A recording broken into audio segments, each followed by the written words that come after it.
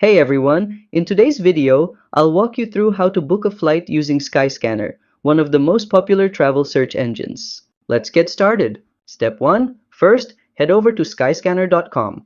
On the top right corner, click Login and sign into your account for a smoother booking experience. Step 2. Now click the From field and type in your departure city or airport.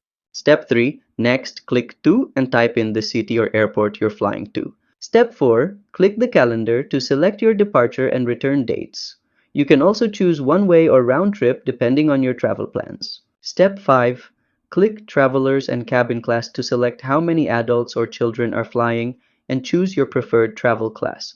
You can also add extra baggage here if needed. Step 6. Once you see the list of available flights, choose the one that suits you best. Click on it, then hit Book Now to proceed with the booking on the airline or travel agency's website. And that's how to book a flight using Skyscanner. If this helped you out, give it a like and subscribe to How to Tutor for more travel guides and smart booking tips. See you next time!